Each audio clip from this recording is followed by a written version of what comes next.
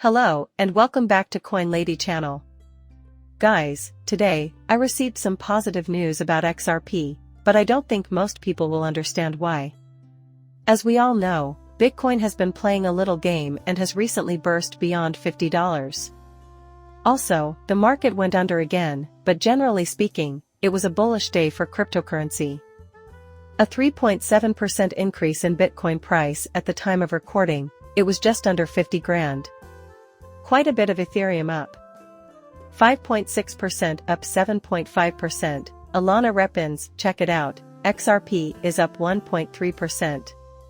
As we descend, let's see if anything noteworthy happens. Avalanche is up 5.5%, Polygon is up 4.4%. But where's the optimism of my friend? Looking nice, up 6.4% from the day before. As you can see, the cryptocurrency market is doing really well today. Right now, the HOOX PRs are officially open? That's the news, folks. It appears they will attempt this again. Listen, I'm going to tell you the truth, I don't believe HOOX is the solution. In my opinion, very few people on this planet are able to code using this. On the other hand, we'd like efficient smart contracts that run on the blockchain and don't slow it down.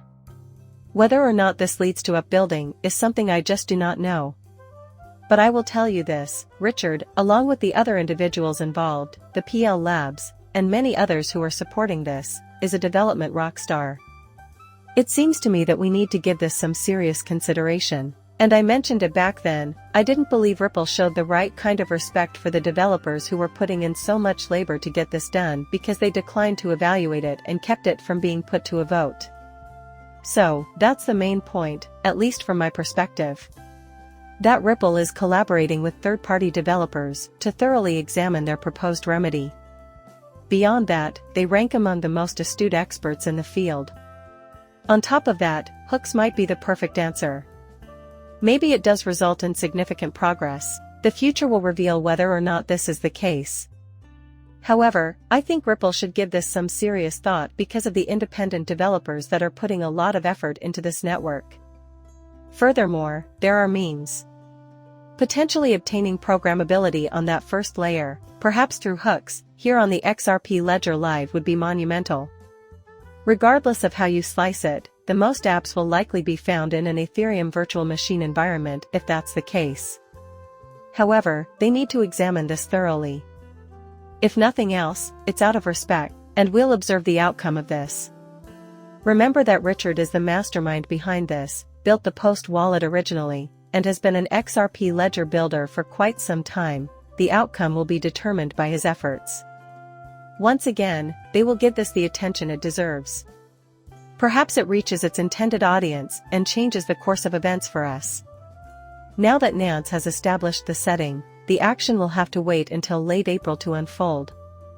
And I'll be honest, I chased CZ pretty hard. He was obviously involved in a lot of bullshit and did some questionable stuff. However, the outcome I had hoped for, that Nance would explode and bring us all crashing down, did not materialize. No investor losses occurred since he successfully negotiated a calm withdrawal while Binance remained intact. Also, I really hope he doesn't go to jail. Here, he would likely receive a sentence, such as house arrest in a fancy apartment or something along those lines. I still think he did a decent job overall. I was relieved to see that they had brought this matter to a close, as I knew it would be resolved in due course.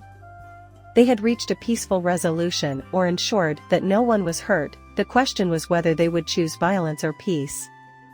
As he carried it home, he was extremely cautious about cryptocurrency. In my opinion, he performed a fantastic job. And I sincerely hope that he does not receive an excessively lengthy prison term, if he is indeed incarcerated. He may be freed with only a few days of home imprisonment. He has the potential to achieve great things here in the future. Even though there weren't any ads during the Super Bowl, Jack Dorsey, dressed like Satoshi, was there to watch the game and show that crypto was still making waves. Last summer, Peter Thiel put $200 million into cryptocurrencies, with half going into Bitcoin and the other half into Ethereum. He got in on the early announcement for the Bitcoin ETF, which is well known in the industry. The day the space really takes off is something we might never know. Large sums of money, though, have begun to take a position. They are aware of what is ahead. Right here, the following individuals may be unaware that settlement talks are sensitive and protected by attorney-client privilege. These discussions are complicated and secret. Because of this, there will be absolutely no indication that a settlement has taken place. Rumors of Ripple and SEC settlements are completely unfounded. This information is not known by anyone on Twitter. Trust me when I say that. I am perplexed as to why this has resurfaced. The settlement obviously couldn't take place.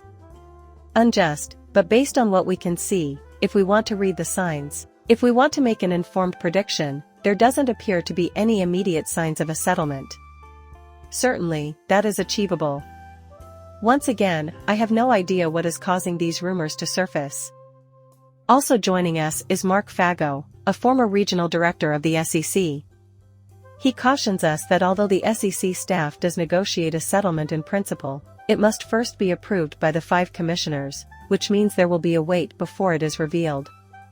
We may have solid evidence that a settlement had been reached, but the commissioners would reject it anyhow. There were whispers at the beginning of the case, and then it came to light that Gary Gensler was ripping settlements up in front of people. So, I assume that's what happened. In the end, it was all Gary Gensler's fault. He ought to have resolved this and all of his other court cases by now, but instead he has dug himself a hole. Hey there, Justin. Michael Saylor on Bitcoin reaching 50,000. It's only now that people are starting to grasp the magnitude of the demand for Bitcoin being driven by these ETFs. They've been absolutely phenomenal. We should be prepared for the possibility of downward volatility if we encounter any problems. This is a double-edged sword to keep in mind. Here we will examine one more piece that, in my opinion, may suggest that some trouble may be on the horizon. However, in the grand scheme of things, this will be significant. The crypto community and any potential users of this technology are irrelevant here. This is simply another way that large institutions can invest in the crypto market, which will increase its value in the long run. A large number of wealthy investors should not self-custody. When used properly, this is an excellent tool. Being your own bank and able to conduct transactions without a middleman, self-custody, is still more important. It's an excellent investment opportunity, but that's not the point. And it will spread across all of crypto, beginning with Ethereum.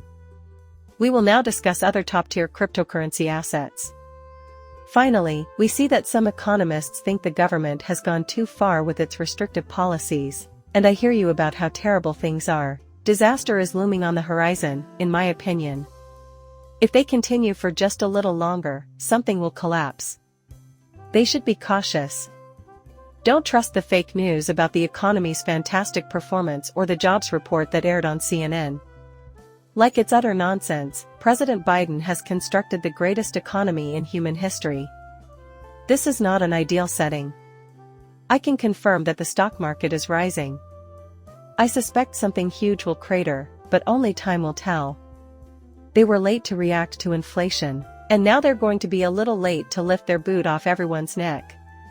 We're in for a rough ride if they aren't careful.